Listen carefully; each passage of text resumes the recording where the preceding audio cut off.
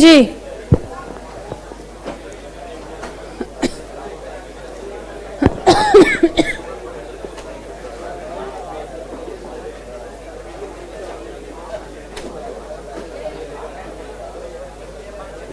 Very good morning.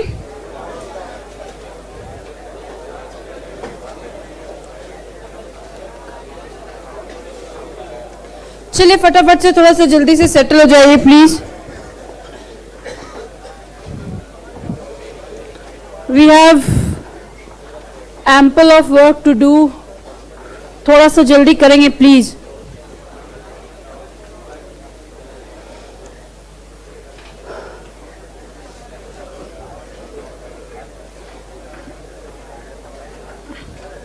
चलिए शुरू करें। आप जो भी कोई और काम कर रहे हैं प्लीज उसको थोड़ी देर के लिए डेफर कर दीजिए प्लीज, और हम हमारे सीबीएस की तरफ ध्यान देते हैं।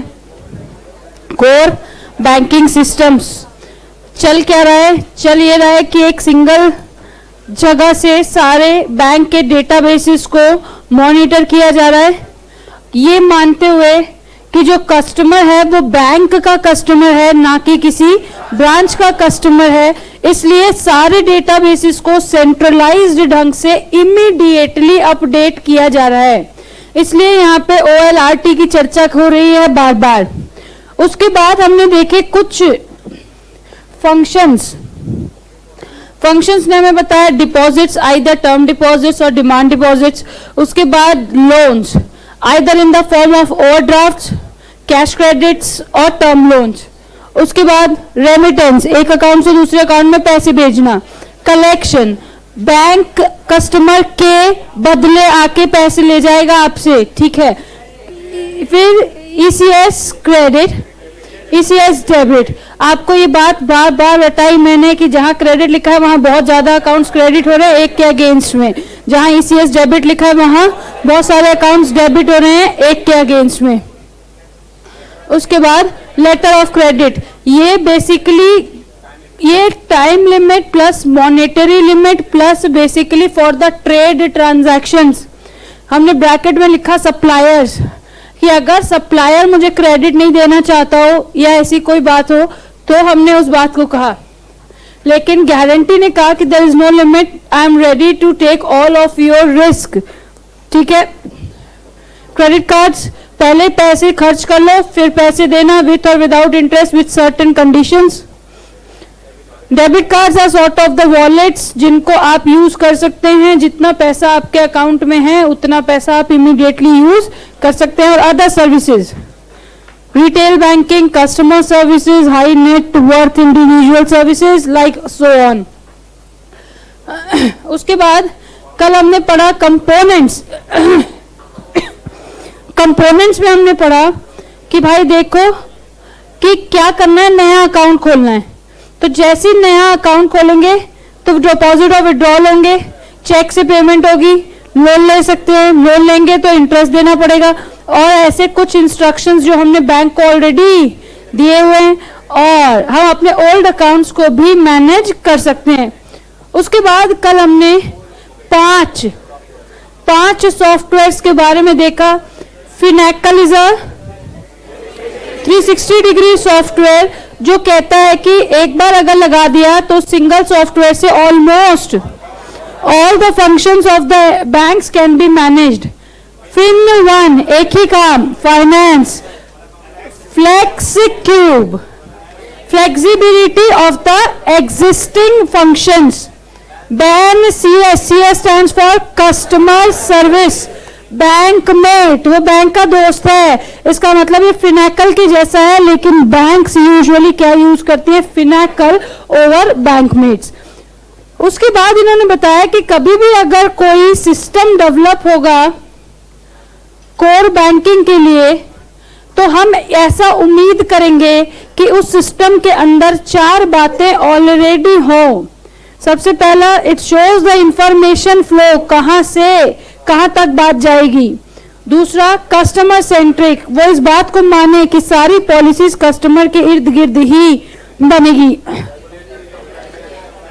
बैंक्स के जो रेगुलेशन और कंप्लायंसेस हैं वो दूसरे इंडस्ट्रीज से अलग हैं, इसलिए वो थोड़े कॉम्प्लेक्स भी होते हैं। तो हम हमारे सॉफ्टवेयर से या सिस्टम से ये उम्मीद करते हैं कि उसको उन सिस्टम्स के बारे में पता हो। उसके बाद नंबर 4, रिसोर्स ऑप्टिमाइजेशन। वो सिस्टम में मैं बेस्ट रूप से अपने रिसोर्सेस को यूज कर सकूं, दैट इज रिसोर्स ऑप्टिमाइजेशन और यूटिलाइजेशन। अब आप यहां से ध्यान से सुनेंगे, मैं आपको एक लाइन बोल रही हूं, उस लाइन में आ रहे वर्ड्स को जरा ध्यान से सुनना है। हमारा टॉपिक है how does CBS work. How does CBS work. बेटा अभी जो हम पढ़ रहे हैं वो है आर्किटेक्चर, कि CBS बनेगा कैसे। तो हमने देखा कि CBS बनाने के लिए हमें 4 बातों का ख्याल रखना होगा। अभी हमसे पूछ रहा है कि जब हम CBS बनाएंगे तो वो काम कैसे करेगा। चलो मान लेते हैं आपको एक मोबाइल खरीदना है, ये मान के चलो, ठीक है। आपके और मेरे बीच में एक कॉन्वर्सेशन हो रही है, उस कॉन्वर्सेशन को ध्यान से सुनना है और आपके सारी बातें क्लियर हो जाएंगी। मैम ठीक है, शुरू करते हैं बात करना। मैंने आपसे पूछा तुम क्या खरीदने की प्लानिंग कर रहे हो। आपने कहा जी मैम मैं मोबाइल खरीदने की प्लानिंग कर रहा हूं, लेकिन अभी पापा से पूछना बाकी है। अगर पापा मेरे हाँ कर देंगे मोबाइल लेने के लिए तो मैं अच्छे से अच्छा मोबाइल खरीद के ले आऊंगा जो मेरे बजट में होगा। ठीक बात है। मैंने कहा अच्छा, कभी ऐसा मोबाइल देखा है क्या जो लेने की सोच रहे हो। आपने कहा हाँ देखा है ना, मेरा दोस्त वही वाला मोबाइल चलाता है, इसका मतलब मुझे उसको स्पेशल टेस्ट करने की भी जरूरत नहीं है। मैंने कहा अच्छा क्या करोगे तुमने क्या करी हुई है प्लानिंग, लेकिन ये काम होगा नहीं बिना। अभी ये देखो इसमें क्या बातें सब बता रहे हैं। अप्रूवल मिल जाएगी तो हम करेंगे डिजाइनिंग डेवलप। आपको मैंने बताया कि या तो चीजें बना लो, बना नहीं सकते तो खरीद के ले आओ, खरीद नहीं सकते तो ठीक है। अप्रूवल और डिजाइनिंग से पहले, या चलिए कोई बात नहीं, इसके आगे एक बाद में बात बताऊंगी क्या करना है। जब चीजें सही हो जाएंगी, अब आपने क्या कर लिया है, मोबाइल परचेज कर लिया। मैंने पूछा आपसे 3 बातें। बात नंबर 1, इसकी मेंटेनेंस कैसी है। आपने कहा कि मेंटेनेंस तो मैं कर लेता हूं क्योंकि कंपनी का अच्छा खासा सपोर्ट है। किसका, वेंडर का, कि भाई जब भी मेरे सिस्टम में कोई परेशानी आती है तो मेरा वेंडर मुझे सपोर्ट करता है टू अपडेट द फंक्शंस। जब भी मेरे कोई परेशानी आती है तो मेरा वेंडर क्या करता है, मुझे सपोर्ट करता है। किस चीज के लिए, अपडेट। और ऐसा तो होएगा ही क्योंकि समय समय पे मैं करवाता हूं अपने सिस्टम की ऑडिट। यहां पर एक और बात आती है, दैट इज सिलेक्शन। अब आप इसको, अभी क्या है मैं सब बात करूंगी, लेकिन अभी आप ये एक बार पॉइंट्स देखो। मोबाइल खरीदने की प्लानिंग, कंसर्न्ड पर्सन से अप्रूवल, बेस्ट मोबाइल का सिलेक्शन, उसकी प्रोक्योरमेंट, यूज करने से पहले टेस्टिंग, एक्चुअल यूसेज। लेकिन ये बात तो मैं एसएम में पढ़ा के थक गई कि implementation is never the end of the process. Evaluation and corrective adjustment. तो क्या maintenance and support are evaluation and corrective adjustments. मुझे जो काम मैंने किया उसको मॉनिटर करना with the vendors support and I have to update. क्योंकि जो भी टेक्नोलॉजिकल चीज, आपको याद होगा मैंने आपको एक शब्द सिखाया था बेटा, ओपन एंडेड और क्लोज्ड एंडेड। याद है जब हम गोल्स और ऑब्जेक्टिव्स के बीच में डिफरेंस पढ़ रहे थे तो मैंने आपको बताया था कि सिस्टम 2 तरीके के होते हैं, एक ओपन एंडेड और एक close ended. Open ended systems का मतलब होता है वो सिस्टम्स जो अपने अंदर चेंजेस को अडेप्ट कर सकते हैं, उन सिस्टम्स को कहते हैं ओपन एंडेड सिस्टम्स। जैसे आपका मोबाइल, जैसे ही नया सॉफ्टवेयर आता है वो आपसे कहता है कि आप इस नए सॉफ्टवेयर को इंस्टॉल कर लें तो हम इस सॉफ्टवेयर को यूज करके भी आगे चल सकते हैं। तो updation, that means your system must be an audit. Audit is what? Evaluation and examination of current CBS जो ऑलरेडी चल रहा है। अब यहां हो क्या रहा है?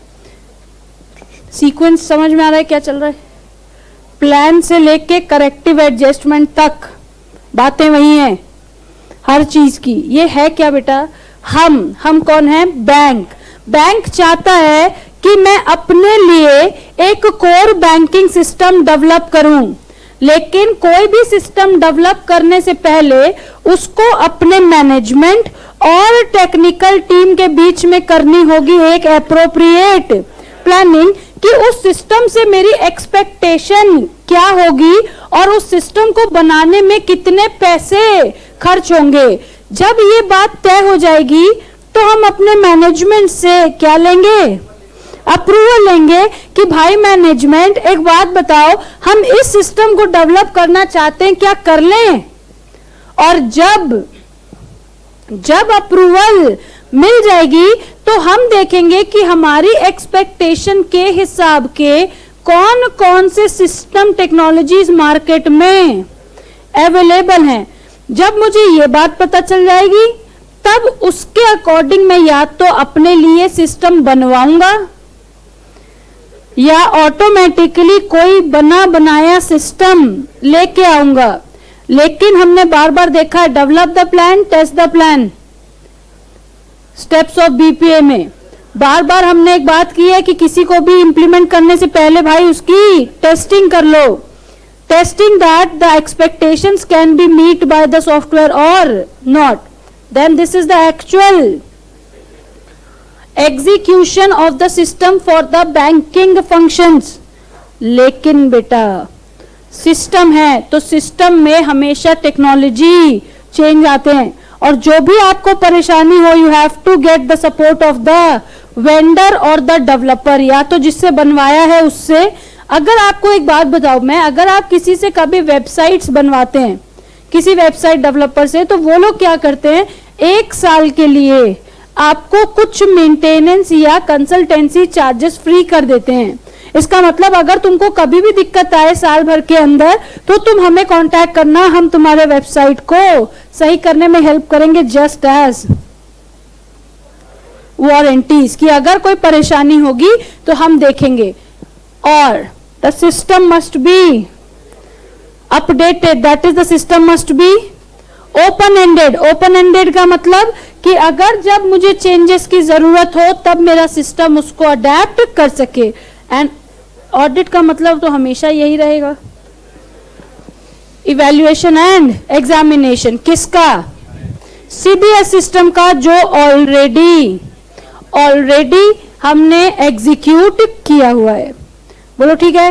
How does CBS work? बनने से लेके चलाने तक, प्लानिंग, अप्रूवल, सिलेक्शन, डिजाइनिंग और डेवलपमेंट, प्रोक्योरमेंट के बाद testing, implementation, maintenance, support, update, audit. ठीक है मैम, ये हमें सीक्वेंस में याद करना पड़ेगा, बताओ?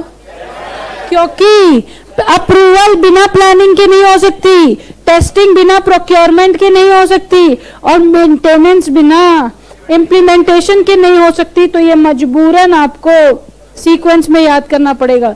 मैम ये आएगा आपको क्या? आप ये सोचो, क्या ये सबसे लास्ट क्वेश्चन होगा जो आएगा?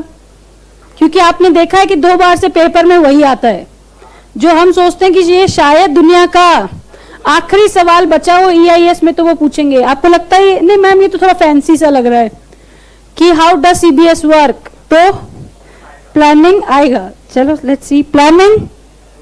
अच्छा कल बेटा हम लोग शायद शाम को या 2 बजे या कभी भी बात कर रहे थे, मई जून के बारे में बहस चल रही थी हमारी। ICAI ने एक स्पेशली कल नोटिफिकेशन रिलीज की है 16 तारीख को कि yet the time table has not been finalised and as soon as it will be finalise it will be notified. तो बेटा अभी तक देखो, एक्चुअली हुआ ये था कि बोर्ड ऑफ स्टडीज के जो डायरेक्टर्स हैं उन्होंने किसी इंटरव्यू में ये बात को कह दिया था कि इस बार का पेपर हम शायद जून में लेके जाएंगे, ठीक है। तो इसके ऊपर क्लैरिफिकेशन देते हुए कल ही की नोटिफिकेशन है इंस्टीट्यूट की कि भाई ऐसा हमें सुनने में आ रहा है कि चीजें कुछ ज्यादा आगे निकल गई हैं, तो हम बता दें कि ऐसा अभी तक कोई फाइनलाइजेशन नहीं हुआ है और जैसे ही होगा वो बच्चों को बता दिया जाएगा। इसका मतलब आज तक तो हम यही मानेंगे कि हमारा पेपर एज पर शेड्यूल्ड है, ठीक है। कुछ हो जाता है तो अच्छी बात है, नहीं तो कोई बात नहीं। चलिए, planning, approval, design, selection, designing, testing, implementation, maintenance, support, update and audit. इस बात को लिखिए। Then will move towards server and the work flows. Then risk सबसे बाद में, पहले चीजों को सीखेंगे उसके बाद उसका रिस्क।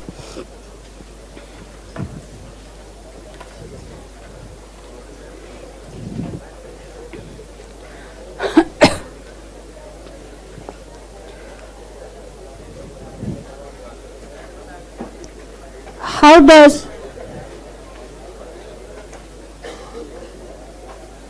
does CBS work? इसको थोड़ा जूम आउट करें क्या, बहुत ज्यादा है ये, ठीक है। चलिए, CBS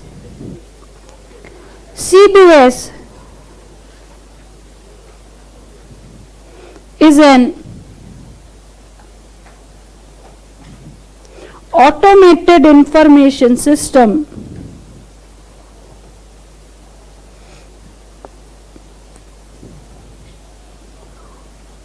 which provides the platform for processing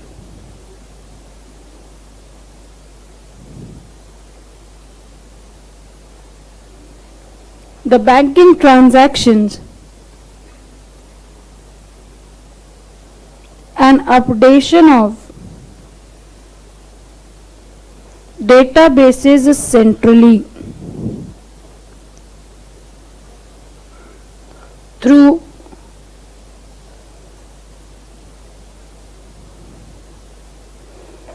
the interaction of banks and the other service providers.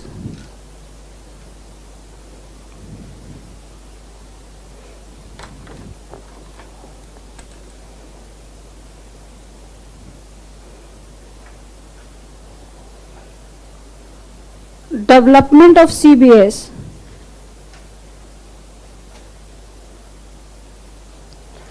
requires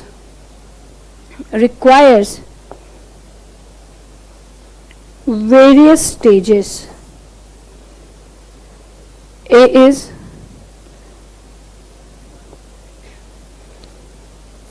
planning. अच्छा, क्या हम वो एक लाइन लिख लें कि मैं प्लान कर रहा हूँ मोबाइल खरीदने का, अप्रूवल के बाद बेस्ट सिलेक्ट करके उसको खरीदूंगा और टेस्ट करके इंप्लीमेंट करूंगा। क्या आप चाहते हैं ऐसा कुछ लिख लें? समझ आ जाएगा? चलो, जिसको परेशानी है आपकी कॉपी आपका पेन है, मत लिखो।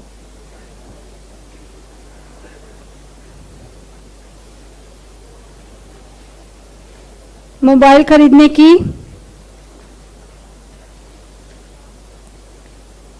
खरीदने की प्लानिंग की है, अप्रूवल मिलते ही बेस्ट सिलेक्ट करके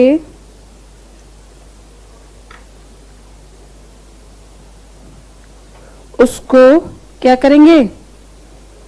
प्रोक्योर करेंगे एंड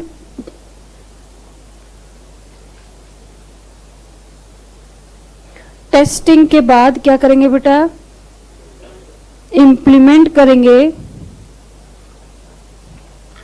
टेस्टिंग के बाद इम्प्लीमेंट करेंगे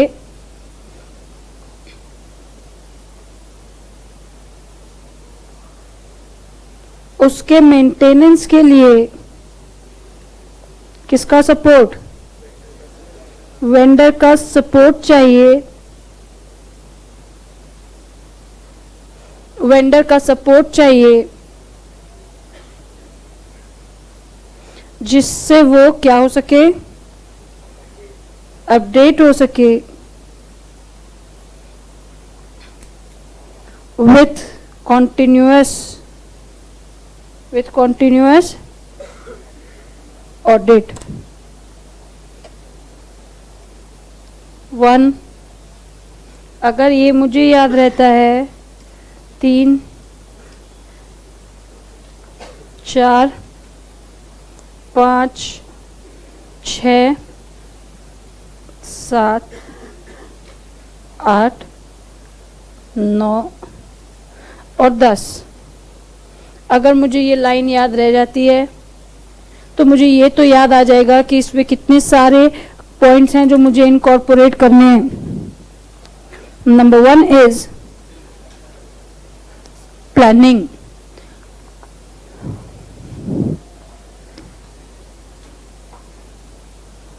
planning for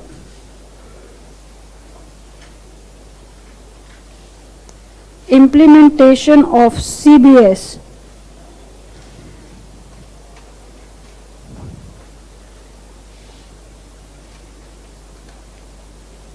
requires the involvement of strategic, technical and financial aspects। मेरे गोल्स क्या हैं, क्या हम इसको पूरा कर पाएंगे कभी, और इन सबको करने में मुझे कितने पैसे लग जाएंगे। Number 2 is approval.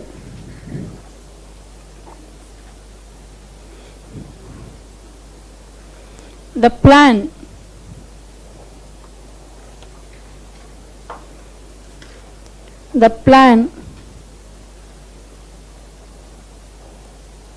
is to be presented to the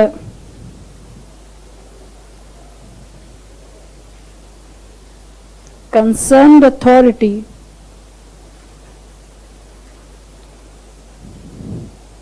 for the approval, and the assurance is required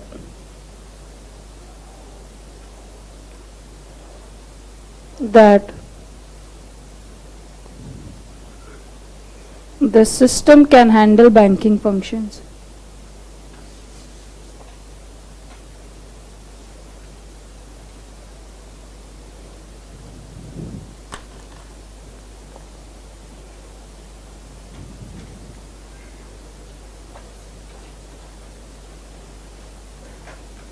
Selection of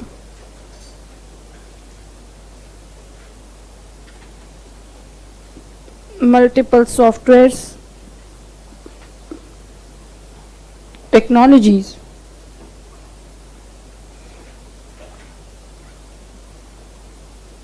from the various vendors available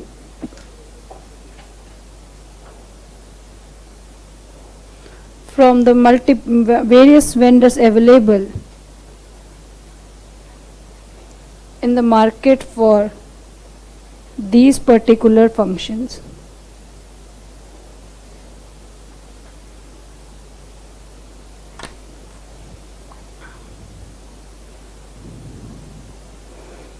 Design,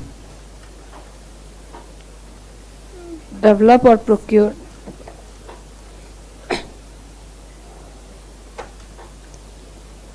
the planned CBS may be in-house developed,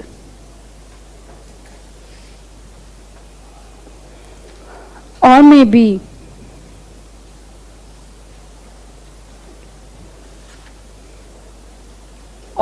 procured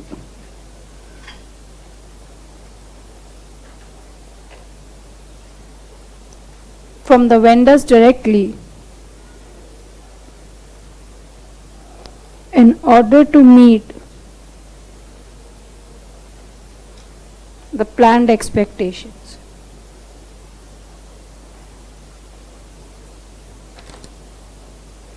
Number 5 is testing. The developed or procured CBS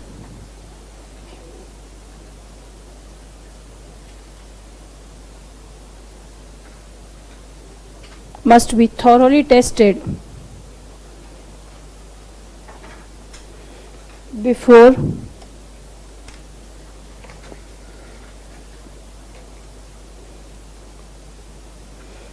the implementation in the banks.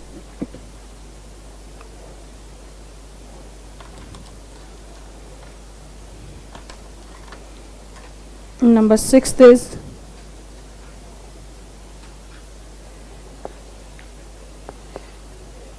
implementation.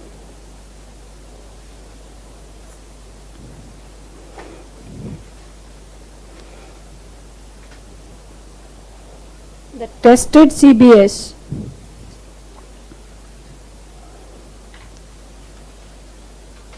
must be implemented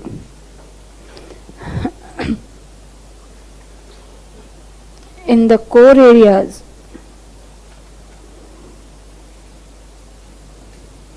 where the strategies have finalized.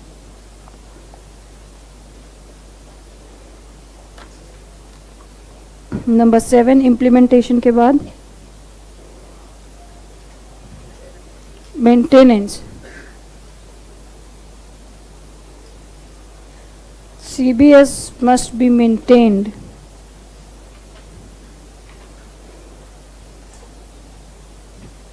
as required.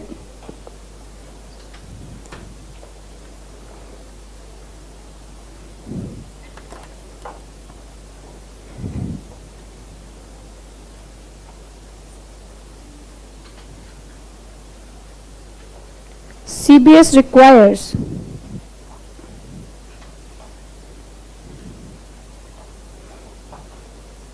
the continuous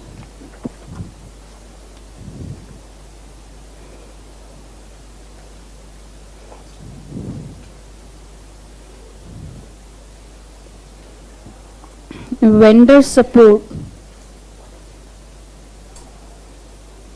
in order to execute and maintain the CBS smoothly.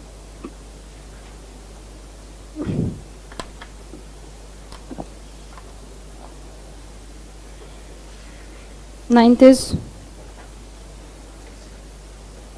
update.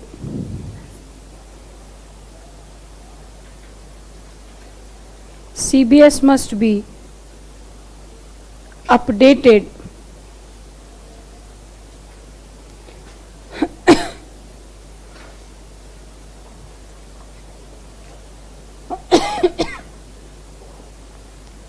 as per the requirement of the banking sector or banking functions. And last is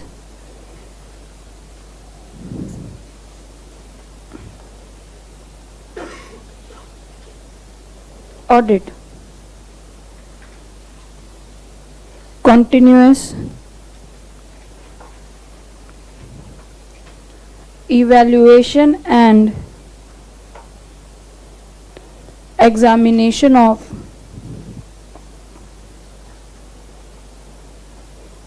the executed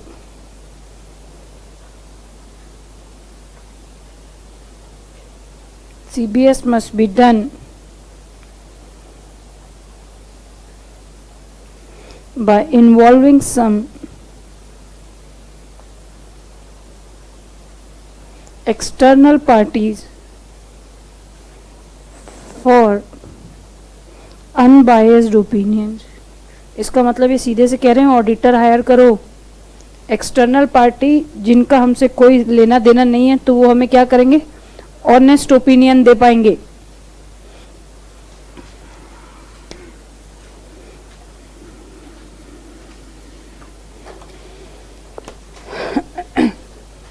ऊपर वाली sheet बची किसी की? बची है? किसकी बची है भाई? तो उस टाइम पे क्यों हाथ नहीं उठाया फिर?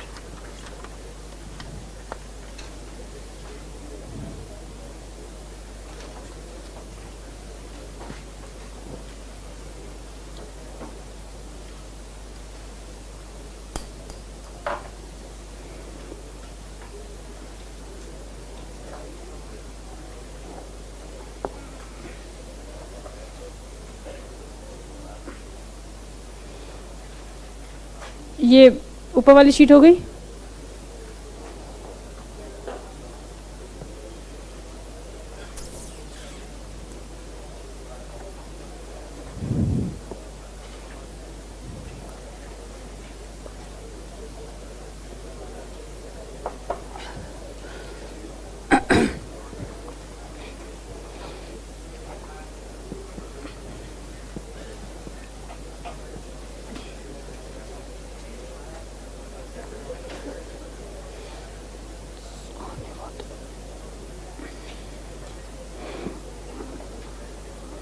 डन.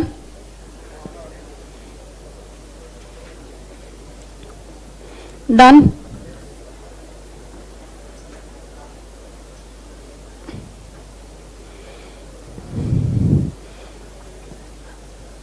आज क्या डेट है? 17.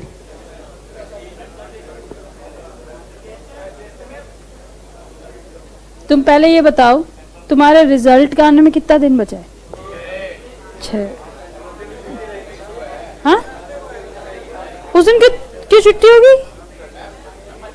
देखो, अब परेशानी ये है कि छुट्टी वो बच्चे मांगेंगे जिनका मन नहीं लगेगा, लेकिन हम मई वाले बच्चों को छुट्टी देके हम लोग क्या करेंगे? हमें क्या है, हमारा रिजल्ट थोड़ी आ रहा है.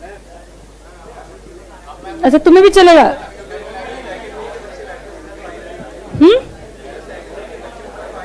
हाँ, जो फर्स्ट ग्रुप वाले बच्चे हैं, हाँ उनका भी नहीं, उनका आना है फरवरी में दोस्त, अभी नहीं आएगा. चलिए, हो गया ये? कोई लिख रहा है? कोई लिख रहा है? ये लिख रहा है? हो गया. अब बस इधर देखो, अब इधर देखो, ये बेटा बस ये इतना तो अब हमें पता चल गया है. EIS में कुछ और समझ आया और नहीं आया हो, हमें ये समझ आ गया है कि ऐसा कुछ दिखे तो वो कंप्यूटर होता है. चलो ठीक है, इतना बहुत है आपको समझने के लिए. बेटा ये कंप्यूटर है जो ATM में रखा है. ये आप कह सकते हैं कि ये वो कंप्यूटर है जो ATM में रखा है. मैम ATM में कंप्यूटर कहाँ होता है? ATM में तो ATM मशीन होती है.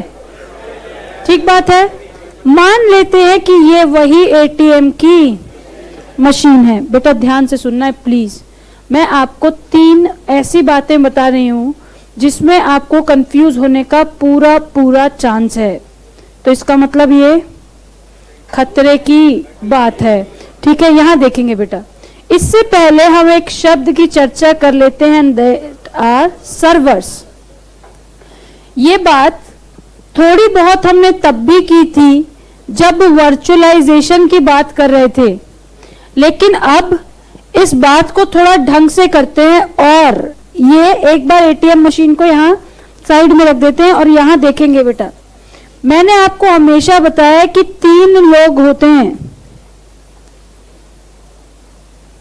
एक आप और मैं यूजर, एक क्लाइंट्स जो कि होती हैं हमारी डिवाइसेस, और एक होता है सर्वर। ये वो पॉइंट है, देखो बेटा, अगर मैं इसके नाम का संधि विच्छेद करूं तो मुझे मिलेगा one who serve is server. बोलो ठीक बात है।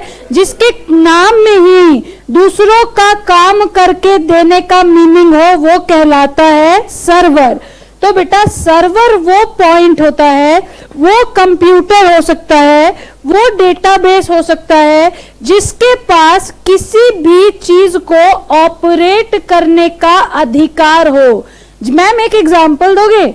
आपने कभी किसी ऑफिस में देखा हो कि जब तक बॉस के कैबिन से इंटरनेट ऑन नहीं होता तब तक और किसी के कंप्यूटर में इंटरनेट नहीं चलेगा। देखा है आपने कभी? अगर आप लैन से छोटे ऑफिसेज में कनेक्टेड हो तो जब तक आपके बॉस के कंप्यूटर से जाके आप नेट को लॉगिन नहीं करेंगे तब तक आपके किसी भी डेस्कटॉप पे इंटरनेट की कनेक्टिविटी नहीं होगी।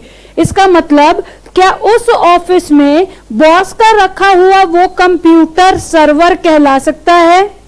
जिसके पास दूसरे डिवाइसेस को भी ऑपरेट करने का अधिकार है वो कहलाता है server. Server is the centralised point which access the request from the clients for the needs of the user. ध्यान से सुनना है बेटा। बैंक के केस में वो डेटाबेसेस जो यूजर कहता है भाई बताओ मेरा कितना बैलेंस है, किसको कहता है? अपने डिवाइस को।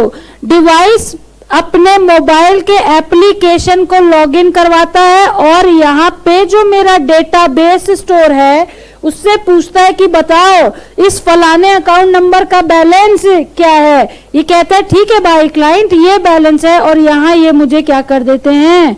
डिस्प्ले कर देते हैं। इसका मतलब सर्वर हर वो पॉइंट, हर वो कंप्यूटर, हर वो डेटाबेस है जो दूसरे की नीड्स को पूरा कर सकता है वो कहलाता है server.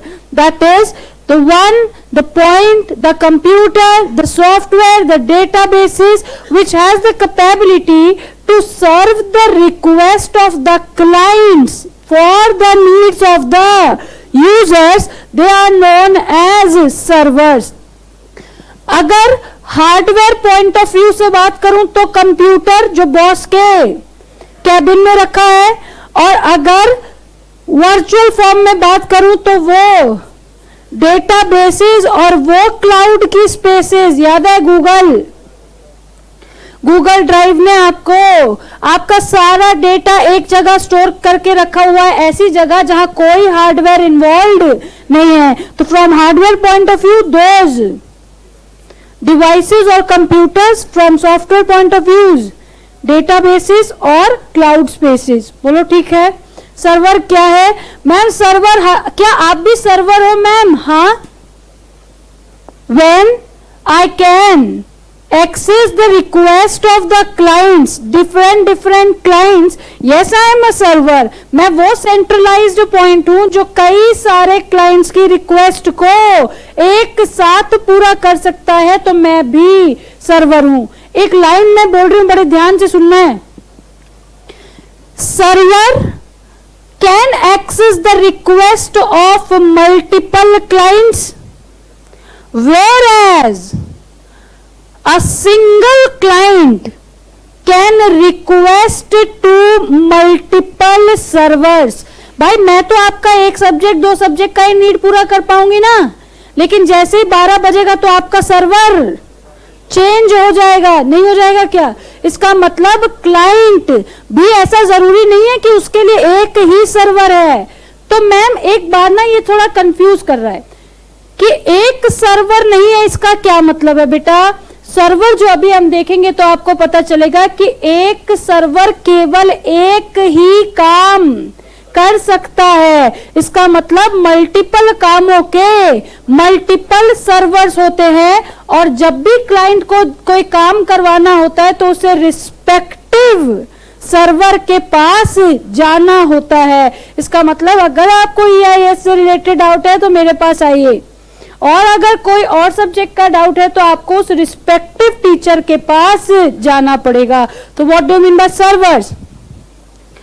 Servers are those centralized point which has the power to access the request of the clients from for the needs of the users। अगर मैम बैंक की बात करें तो बेटा बैंक के क्लाइंट्स है वो लोग जो वहां बैठे टेबल पे ठक ठक करते रहते हैं, उनके पास कोई प्रोसेसिंग का अधिकार नहीं है। वो आपसे नीड्स लेते हैं और आपका डेटाबेस ऑटोमेटिकली अपडेट हो जाता है। इसका मतलब those databases at a central place is a server. वो लोग जो बैठे ठक ठक कर रहे हैं are clients and we as the customer of the banks are the users, जिनकी नीड्स के लिए क्लाइंट और सर्वर आपस में काम कर रहे हैं। थोड़ा सा ठीक लग रहा है? चलिए अब इस बात को देखते हैं। मैम ये एटीएम मशीन खुली पड़ी है, क्या करना है इसका? यहां देखो, हाँ पैसे निकाल लो, लेकिन पैसे निकालने के लिए अब ध्यान से सुनना है बेटा, बात बहुत जरूरी प्लीज।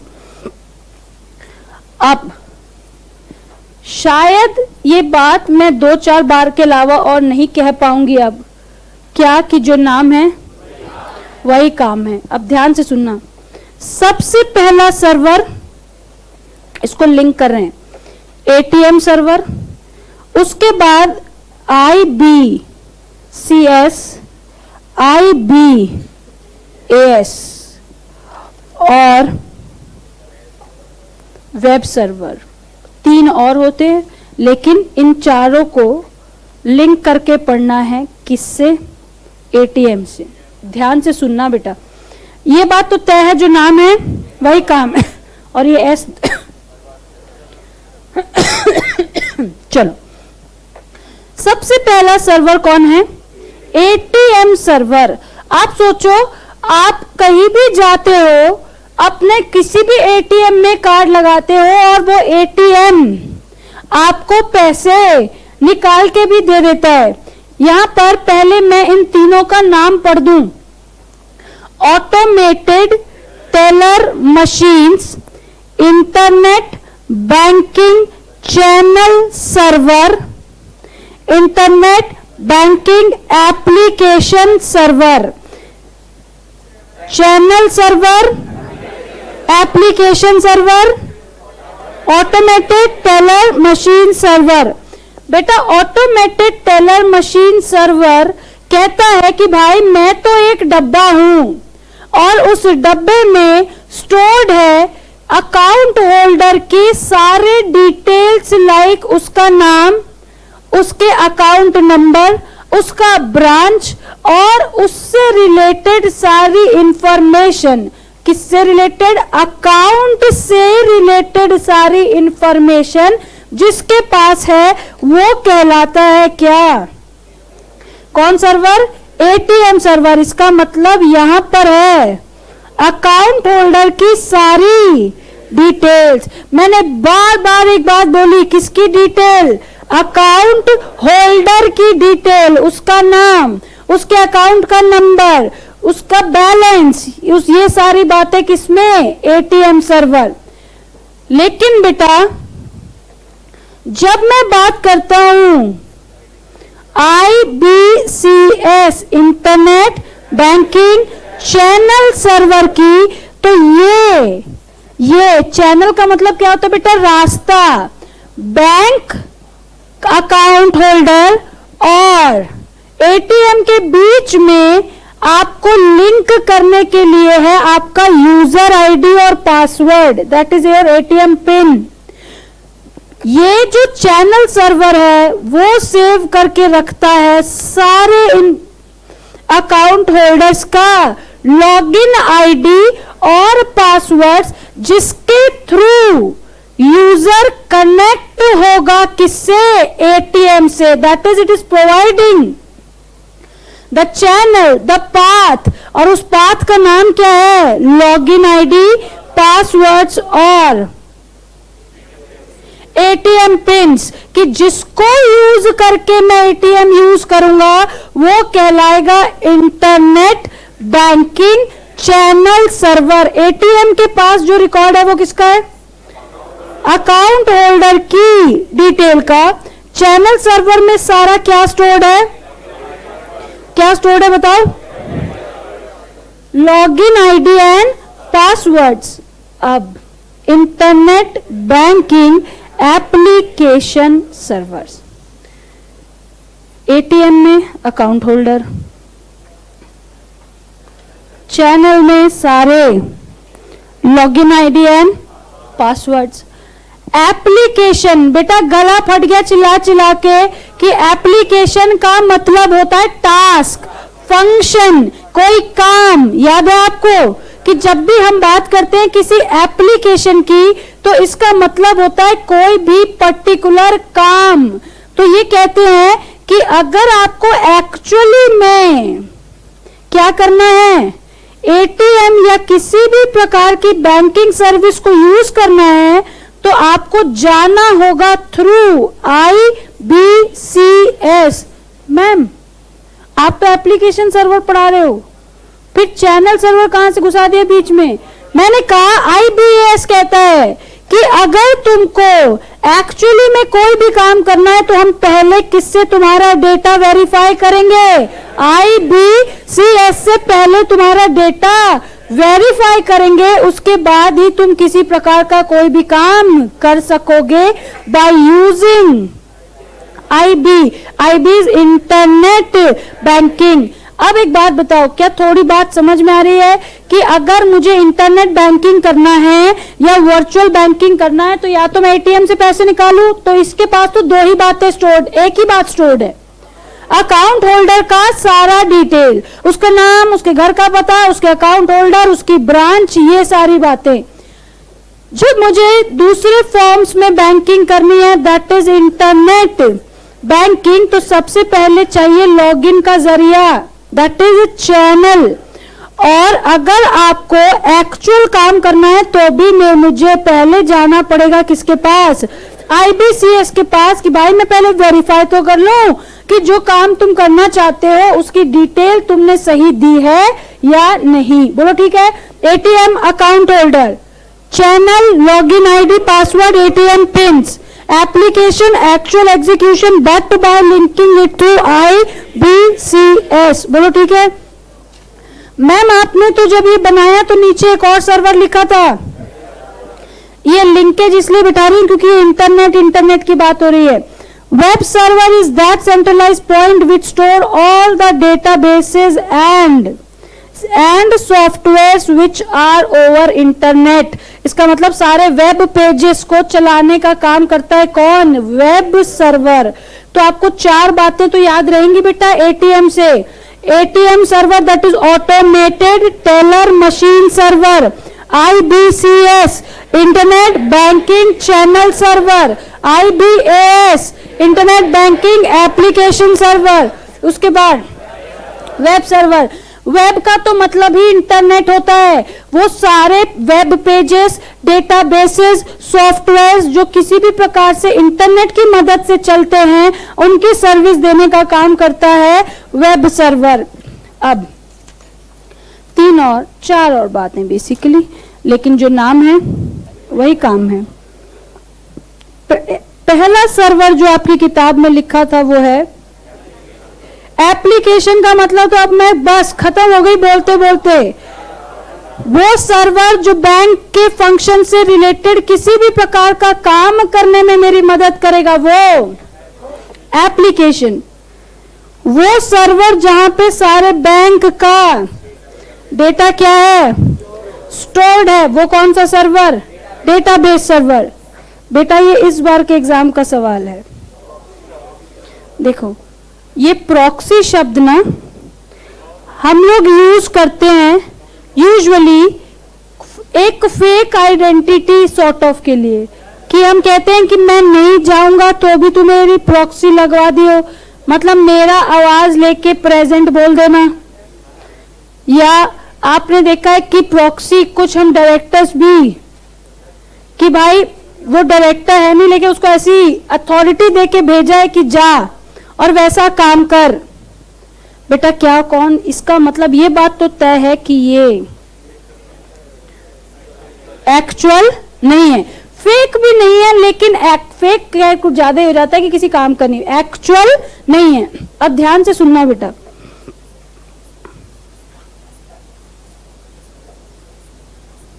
ये एक ग्रुप ऑफ नेटवर्क है, देख लीजिए जरा ध्यान से। अगर मान लो पढ़ोगे और फिर नहीं समझ में आएगा तब दुखी होगे उसमें। ये एक ग्रुप ऑफ नेटवर्क है और ये एक अलग ग्रुप ऑफ नेटवर्क है। बोलो ठीक है। यहां पे मुझे अभी तक सिर्फ ये दिख रहा है कि यहां पे 4 कंप्यूटर का एक ग्रुप, एक नेटवर्क है, और यहां पर एक अलग 4 कंप्यूटर का ग्रुप, एक नेटवर्क है। बेटा आपको क्या लगता है कि इस ए को, इस एक्स से क्या कभी कोई काम नहीं पढ़ सकता? पढ़ सकता है, लेकिन ए तो अलग ग्रुप ऑफ नेटवर्क में है और एक्स तो अलग ग्रुप ऑफ नेटवर्क में है। हमने नेटवर्क की बात पढ़ी थी, connected through a single channel, याद है? Connection and collection of the computers with a single channel. लेकिन यहां तो इन दोनों के बीच में आपस में कोई कनेक्शन नहीं है। इन दोनों के बीच में एक मीडिएटर होता है जिसको कहते हैं प्रॉक्सी सर्वर। इसका मतलब ये क्या करता है, एक डिवाइस ऑफ नेटवर्क को जब किसी और नेटवर्क में किसी भी प्रकार से कनेक्शन चाहिए होता है तो वो डायरेक्ट नहीं जा सकता बेटा, वो पहले किसके पास जाएगा? प्रॉक्सी सर्वर के पास, और प्रॉक्सी सर्वर उसको इस नेटवर्क में कनेक्ट करके देगा, डायरेक्ट नहीं। क्योंकि डायरेक्ट होता तो ये डब्बा यहां आ जाता, जो कि ऐसा हुआ नहीं है। सिर्फ वो अपनी जगह पे बैठे बैठे इस नेटवर्क में जुड़ के अपना काम एक्सेस के साथ करवा सकता है।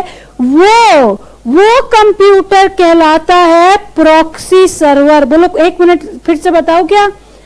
एक ग्रुप में अलग एक बैंक में भी क्या हो रहे हैं? अब मान लो मैंने आपको कोटक महिंद्रा बैंक का एक चेक इशू करके दिया, आपका बैंक HDFC है, क्या डिफरेंट नेटवर्क्स हैं? 100%। मेरा चेक किसी प्रकार से बाउंस हो गया, तो आपको नहीं लगता कि आपका नेटवर्क मेरे नेटवर्क से इस बात को चेक करने की कोशिश करेगा कि ये क्यों हुआ? तो यहां पर रास्ता क्या है कि भाई आपका नेटवर्क और मेरा नेटवर्क तो अलग है, लेकिन अगर आपको मेरे नेटवर्क में जुड़ना है तो बीच में एक सर्वर खड़ा है और वो सर्वर है प्रॉक्सी सर्वर। वो कहता अच्छा तुम्हें दूसरे नेटवर्क में जाना है, अच्छा आओ मेरे पास आओ, मैं तुम्हें इनडायरेक्टली उस नेटवर्क में एंट्री करवा देता हूं, और जब तुम्हारा काम हो जाए तो तब तुम मेरे थ्रू वापस चले जाना। That is known as proxy server. इसका मतलब वो मेरी नीड्स पूरी नहीं करके दे रहा बेटा, वो खाली मुझे कनेक्शन प्रोवाइड कर रहा है, इसलिए इसका नाम है प्रॉक्सी सर्वर।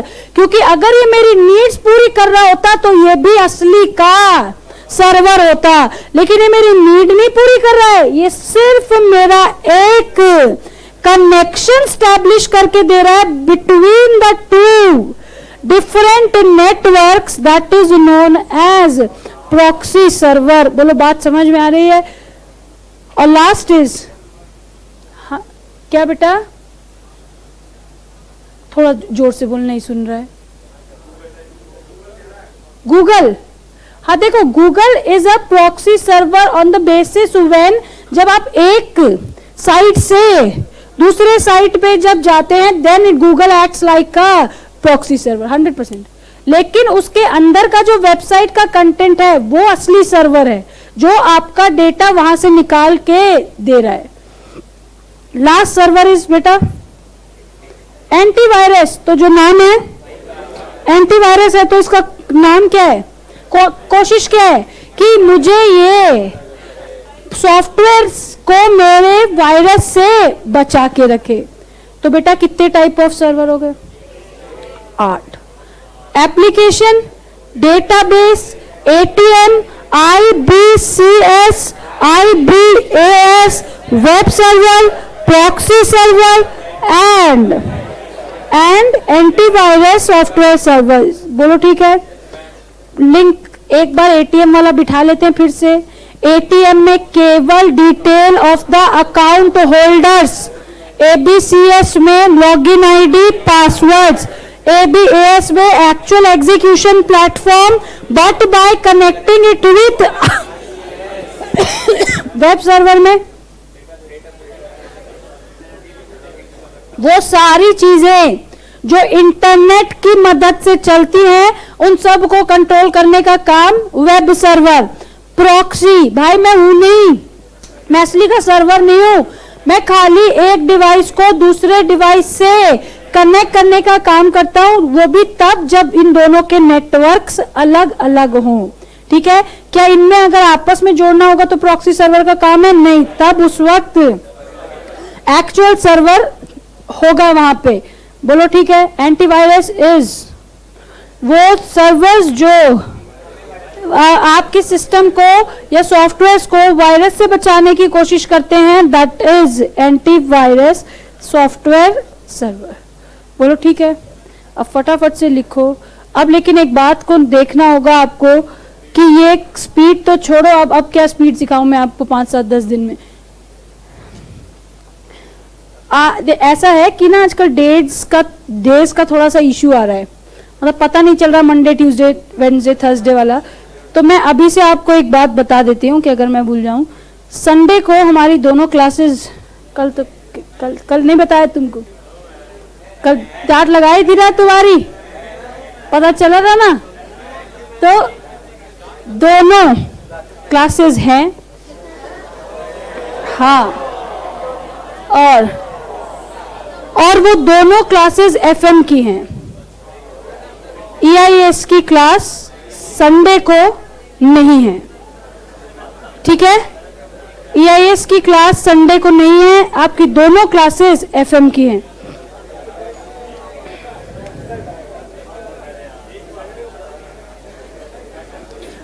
तुम ही करते हो सारा काम, ठीक है।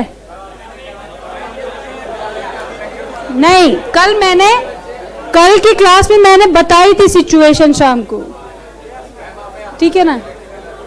हाँ, आधा घंटा लेक्चर नहीं, मेरे को लेक्चर नहीं देना, मुझे सिर्फ गुस्सा आ रहा है बस, और कुछ नहीं। चलिए बेटा, बस चलिए लिखना शुरू करेंगे। Server is a centralised point or computer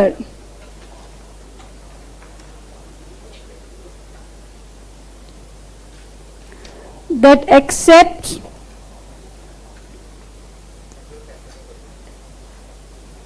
the service requests from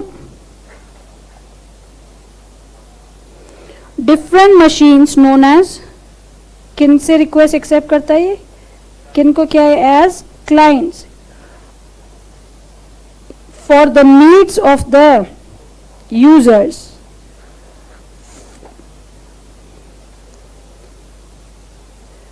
क्या आप कह सकते हैं कि client act as front end between user and the server?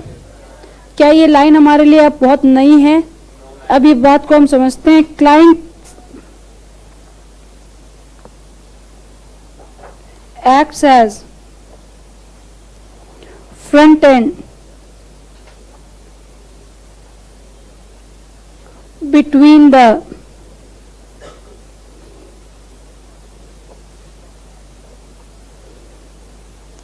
users and the servers।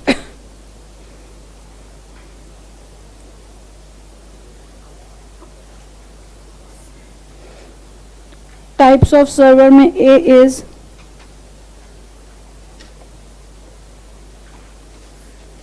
application server,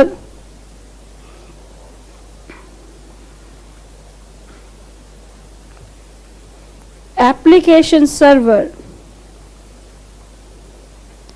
accepts and process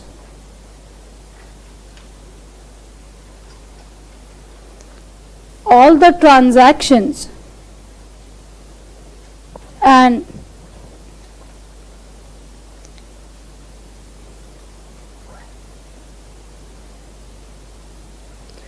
perform all the necessary operations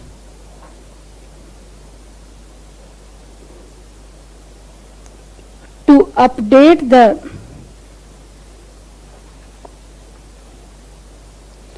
database of an account holder or customer.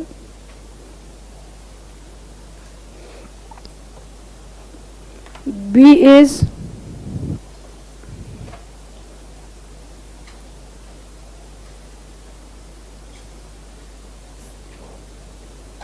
database server.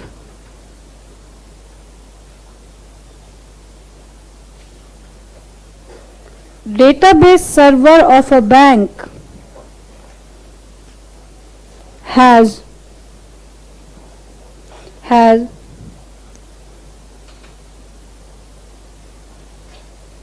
the entire data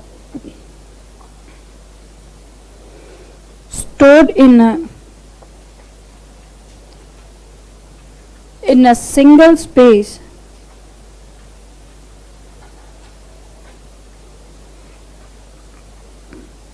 and centrally managed, like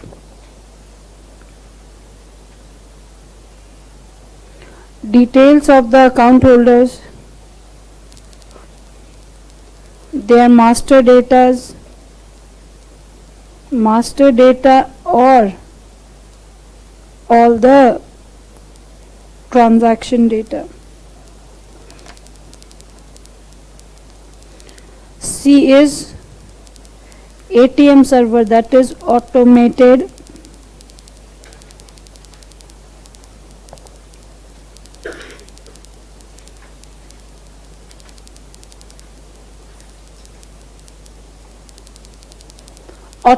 teller machines. These servers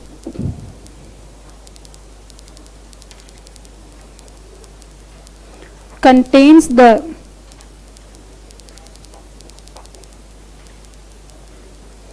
details of the account holder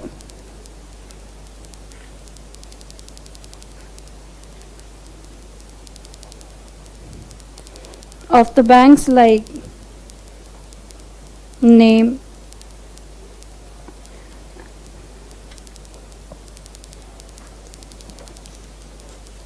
account number,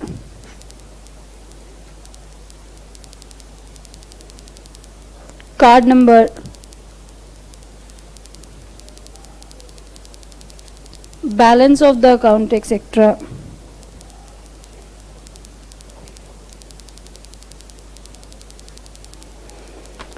D is IBCS,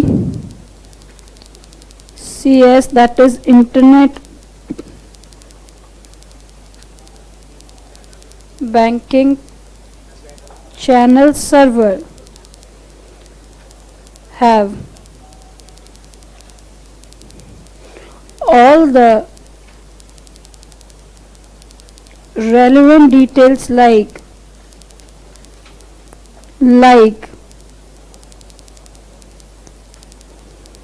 the login ID,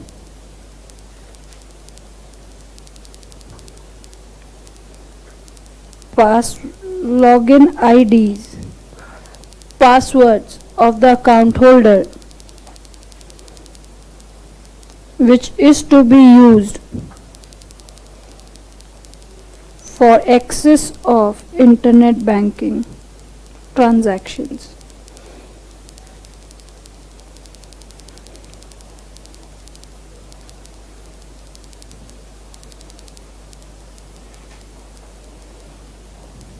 ये ठीक है. E is IBAS. AS क्या है भाई? Application server.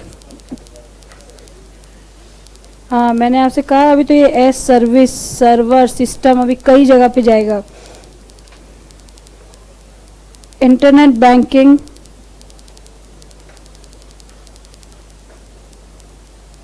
Application server allows the execution of the tasks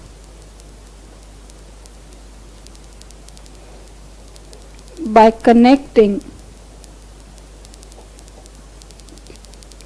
to the authentication of data stored in IBCS. क्या ये IBCS अब याद रहेगा आपको, right? F is web server.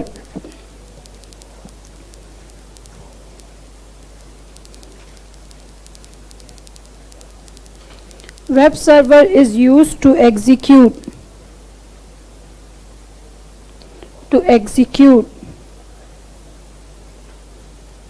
and host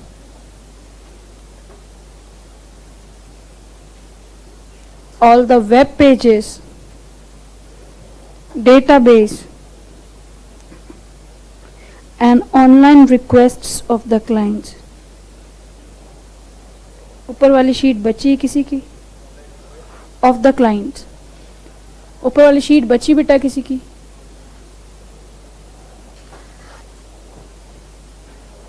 G is proxy server.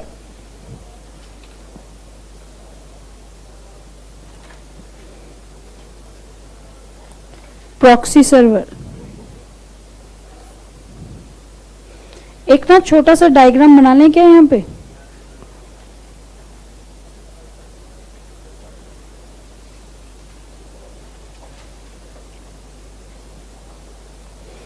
A B C D E F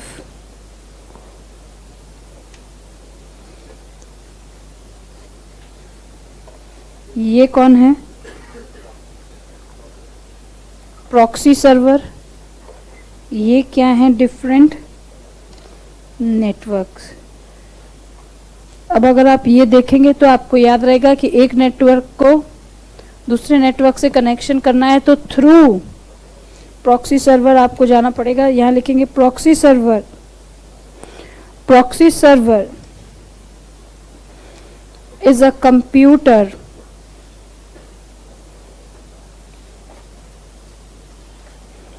that offers the devices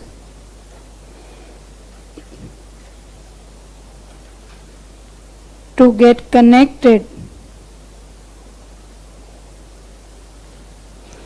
indirectly to different networks for availing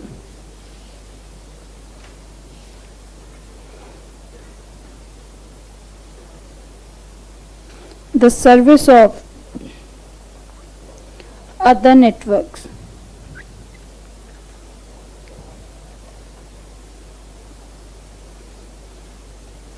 Proxy server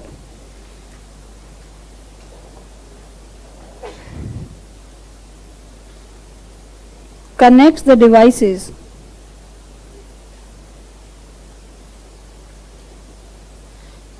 to the specified servers.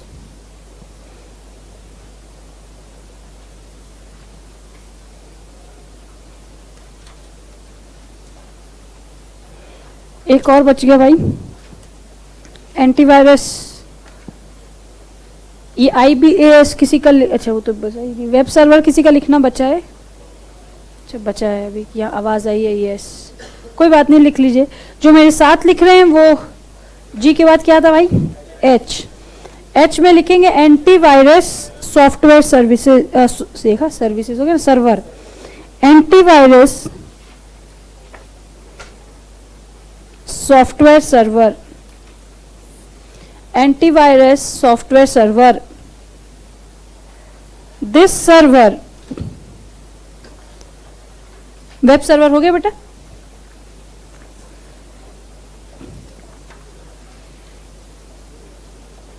This server is used. This server is used to host the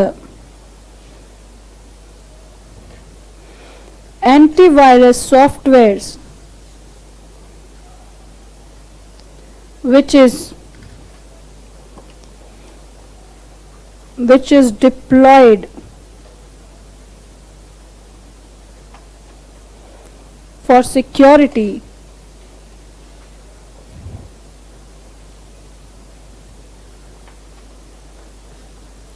of the executed softwares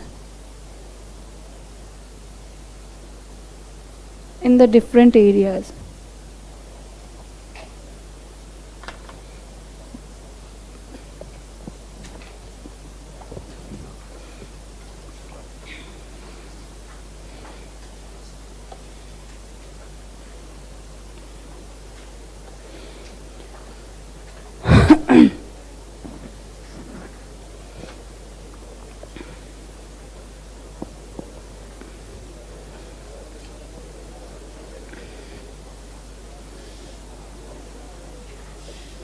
Done?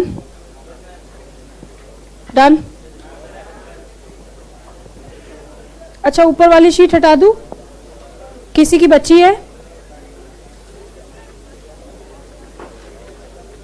बची हुई है?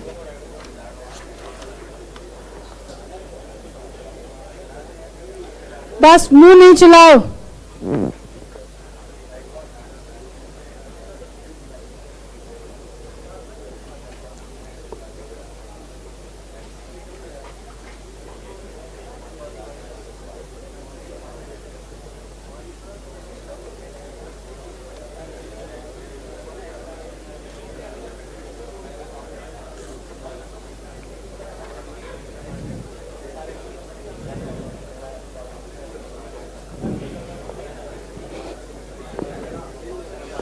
हाँ जी बेटा, बस अब चलिए, अब कुछ बहुत बहुत ज्यादा सिंपल बातें अब ध्यान से सुनना है। इस चैप्टर में 3 फेजेस अभी बाकी है, छोटे छोटे। एक फेजेस है प्रोसेस फ्लो का, जो तो आप अपनी दिन दुनिया में देखते हैं, हम लोग बात करेंगे आपको समझ आ जाएगा। दूसरे कुछ एक्ट्स हैं जिनकी यहां पर रेफरेंस दी गई है, that is money laundering act के ऊपर थोड़ा मोड़ा कुछ बात है। और इन सब के बाद एक टॉपिक है रिस्क, कि रिस्क क्या है, इन सब में ओवरऑल रिस्क क्या इंपैक्ट कर सकता है, इसलिए उसको अभी थोड़ा सा छोड़ा हुआ है। तो चलो बेटा, बैंक में अकाउंट खुलवाने चलते हैं। चलो, कौन सा अकाउंट? कासा का अकाउंट। चलो, आज अगर आपको बैंक में अकाउंट खुलवाना है तो उसके सबसे पहले 2 रास्ते हैं।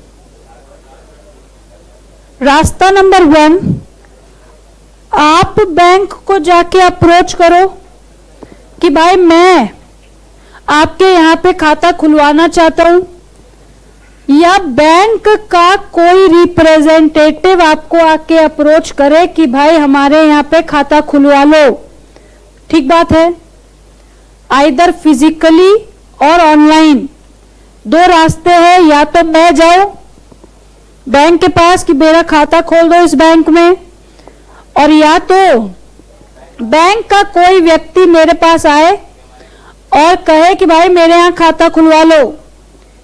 जब ये पहली बात, उसके बाद पहली बार मेरा किसी बैंक के व्यक्ति के साथ ऑफिशियल क्या होता है, इंटरैक्शन होता है, और वो बंदा अपने बैंक के बारे में मुझे सारी बातें बताता है कि भाई देखो हमारा बैंक इतना पुराना है, हम इतना इंटरेस्ट देते हैं, हम आपको इतनी एडिशनल फैसिलिटीज देंगे, और अगर आप इन सब को मानने को तैयार हो तो अपना आधार कार्ड, पैन कार्ड ले आओ, हमें करवानी है केवाईसी। क्या आप केवाईसी समझते हैं? Know your customer. ठीक बात है? क्या ये बात हमें लिंकेज बैठ रही है? ठीक है। आपने ओके करके बैंक को डॉक्यूमेंट क्या कर दिए बेटा, सबमिट कर दिए।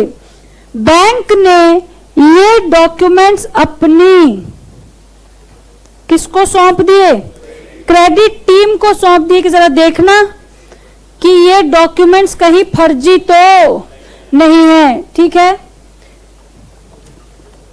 किसके पास है अभी डॉक्यूमेंट्स, क्रेडिट टीम को पहले क्या किया, क्रेडिट टीम ने उसको वेरीफाई किया कि हाँ ये कस्टमर को हम अकाउंट अपने बैंक में खोलने दे सकते हैं, और जैसे ही ये वेरिफिकेशन होती है इशू हो जाता है मुझे अकाउंट नंबर किसका, कासा का। कासा में बेसिकली आइदर करंट अकाउंट, यही है वर्क फ्लो 5 स्टेप का। इसके बाद ये कहते हैं now the account holder can use the facilities given by the bank.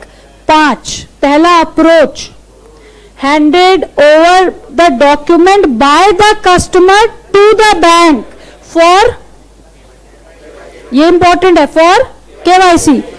KYC के बाद के लिए वो handed over to the credit team को मिला, क्रेडिट टीम ने उसको वेरीफाई किया, और जब मुझे सब कुछ ठीक लगा तो उसको अकाउंट नंबर इशू कर दिया, और इसके बाद अब वो फैसिलिटीज को यूज कर सकता है। ये पहला वर्क फ्लो ऑफ कासा, ये बात लिखी है। तो क्या ये इससे आसान बात पूरी दुनिया में है, या तो मैं जाऊं या बैंक आए। ये इतनी बार मैं बोल रही हूं, उसके बाद एक इंस्टेंट जादू दिखाऊंगी आपको मैं, ठीक है, एकदम ऐसे वाला। ठीक है, पहला या तो मैं जाऊं या बैंक आए। बैंक के ऑफर को एक्सेप्ट करने के बाद मैं अपना डॉक्यूमेंट बैंक को दूंगी फॉर, बैंक उसको देगा क्रेडिट टीम को फॉर वेरिफिकेशन, फिर credit team will actually verify and then the account number will be issued. ठीक है, then now we can use the facilities. Main बात तो ये 5 है, बैंक और मैं, केवाईसी, क्रेडिट टीम को हैंडओवर, क्रेडिट टीम का verification and issue of credit card, नहीं इशू ऑफ क्रेडिट कार्ड। आपका process flow number 2, process flow of issue of credit card. पहला issue of the account number और process flow of issue of credit card. अब सोचो, या तो मैं जाऊं या बैंक आएगा। बैंक कहेगा कि क्रेडिट कार्ड इशू करने से पहले अपने केवाईसी कराओ। जब केवाईसी के लिए डॉक्यूमेंट देंगे तो बैंक अपनी क्रेडिट टीम को देगा, क्रेडिट टीम वेरीफाई करेगी, और जब वेरीफाई करेगी तो क्रेडिट कार्ड इशू हो जाएगा। 2 process flow of CASA and credit cards. ठीक है, हाँ लिखेंगे, बिल्कुल लिखेंगे, लेकिन नहीं एक और पॉइंट नहीं, क्योंकि अब उसके बाद जो हमें चाहिए उसके लिए पीओएस ट्रांजैक्शंस हैं। पीओएस ट्रांजैक्शंस के लिए हमें कई सारी टेक्निकल बातें करनी पड़ेंगी। ये इजी था, आप जाएं या बैंक आए, दोनों में कोई भी आए कोई फर्क नहीं पड़ता, दोनों में। इसका मतलब कासा में भी और क्रेडिट कार्ड में भी केवाईसी होगी, दोनों में। क्रेडिट टीम को हैंड ओवर करेंगे, क्रेडिट टीम वेरीफाई करेगी, यहाँ अकाउंट नंबर होगा, यहाँ क्रेडिट कार्ड होगा। इससे आसान दुनिया में कुछ नहीं है, लिखो इसको।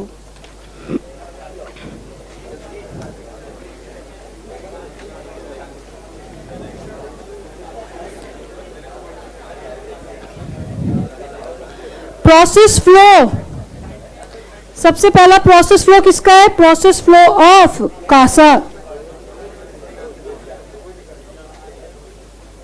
प्रोसेस फ्लो ऑफ कासा,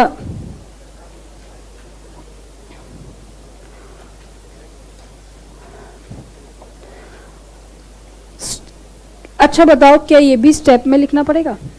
नहीं बेटा, प्रोसेस है तो प्रोसेस का तो मतलब ही सीक्वेंस ऑफ एक्टिविटीज है, तो यहां तो किसी प्रकार का कोई नाटक नहीं चलेगा।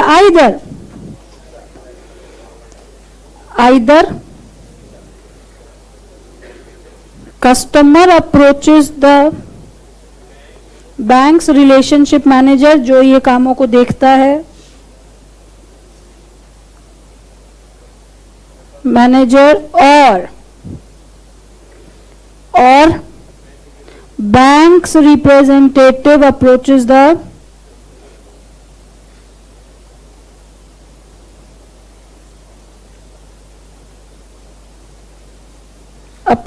customer. बेटा मैंने आपको बताया दो, या तो फिजिकल में या ऑनलाइन रूप में, through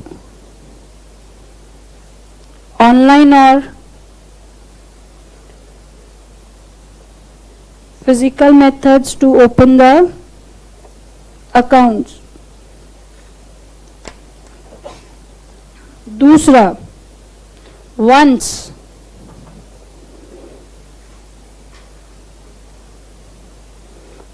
the customer is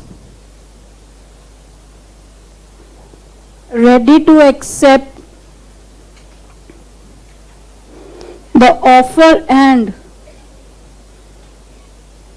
conditions provided by the banks,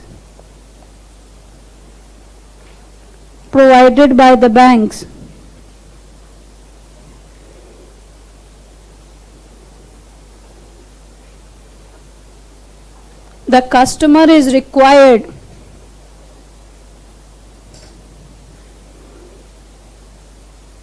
to submit the documents for KYC, that is know your customer process. चलो भाई KYC भी हो गई, अब क्या करें? The documents received from the customers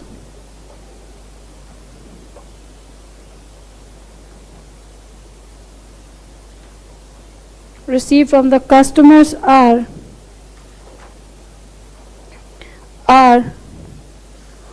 handed over to the credit team for further verification.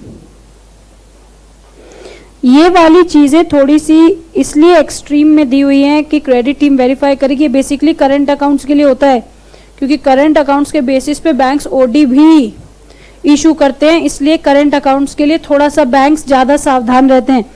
Number 4 is the credit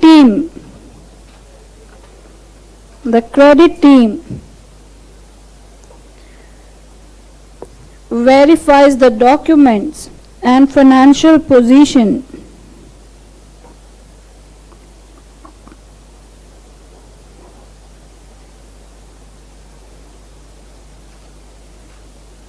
of the customers and approves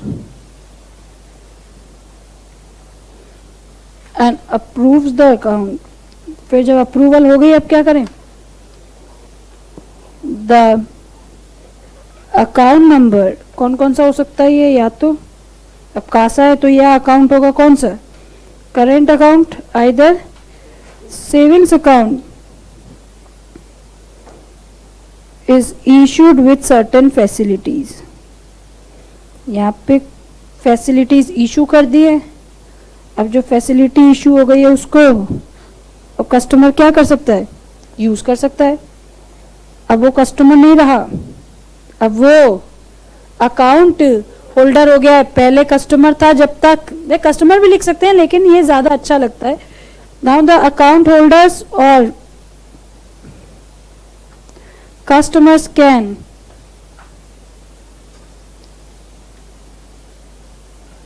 avail the facilities by the banks.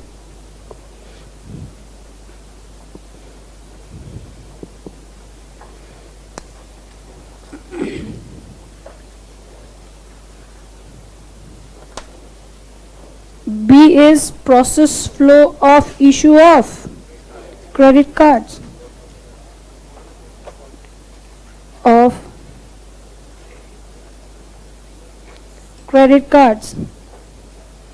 Step 1, 2, 4 are same as process of CASA.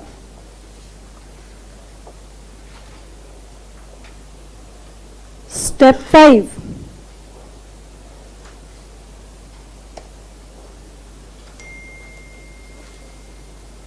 Physical credit card is handed over to the customers. क्या ये ठीक है ऐसा लिखा हुआ कि ऊपर, लेकिन बेटा ये 1 to 4 अगर एग्जाम में आएगा तो ये लाइन नहीं कि जो आपने, अगर आपको कासा वाला आता है हाँ तो वही वाला है बस। तो आपको ये बात बतानी पड़ेगी कि या तो मैं जाऊंगा बैंक के पास या बैंक आएगा मेरे पास, हम केवाईसी के लिए डॉक्यूमेंट्स रखेंगे, वो क्रेडिट टीम चेक करेगी और क्रेडिट टीम वर्दीनेस चेक करेगी कि तुम पैसे वापस दे पाओगे या नहीं, और अगर उनको लगेगा कि तुम दे सकते हो तो वो तुमको क्रेडिट कार्ड दे देंगे। और फिर भी अगर तुमको एकदम उसी की जैसे चलना है तो स्टेप 6 भी बना देना, now customer can use the facilities of credit cards. लेकिन स्पेसिफिकली ये बात लिखी नहीं है इसलिए मैंने बताई नहीं, लेकिन स्टिल अगर आप चाहो तो लिख सकते हो।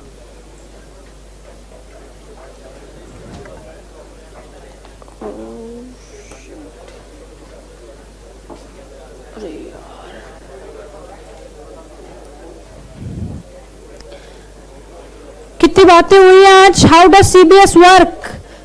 Planning, approval, selection, procurement, testing, implementation, maintenance, support, update and audit. ठीक है, मैं अगर आप नहीं बोल सकते मेरे साथ तो मुंह बंद रखिए। उसके बाद सर्वर्स, हमें पता चला कि सर्वर वो पॉइंट्स होते हैं जो क्लाइंट्स की नीड्स को, रिक्वेस्ट को एक्सेस करते हैं कस्टमर की नीड्स के लिए। कितने होते हैं? हाँ, कस्टमर और यूजर एक ही है, हम आप जैसे लोग ही यूजर होते हैं। कौन कौन सी? Application, database, ATM, IBCS, IBAS, web server, proxy server, antivirus software servers. ATM server के पास केवल अकाउंट होल्डर की डिटेल है, एबीसीएस के पास इंटरनेट बैंकिंग से रिलेटेड लॉगिन आईडी और पासवर्ड्स हैं, और आईबीएएस उसको काम करने देगा लेकिन आईबीसीएस के पास डेटा स्टोर चेक करने के बाद।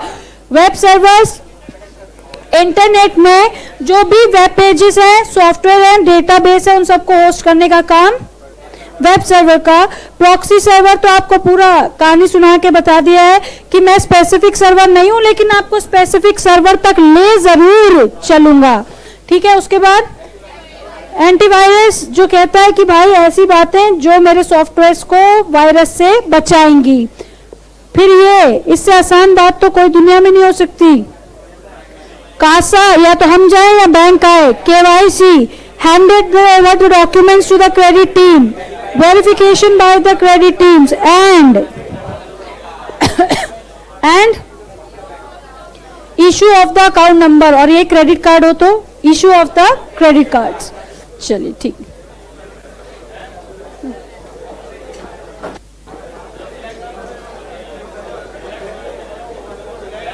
फ्लेक्स क्यूब, बेटा फ्लेक्स क्यूब वो सॉफ्टवेयर होता है जो ऑलरेडी जो काम चल रहा है उसकी एफिशिएंसी को बढ़ाने के लिए जो सॉफ्टवेयर यूज होते हैं वो फ्लेक्स क्यूब होते हैं।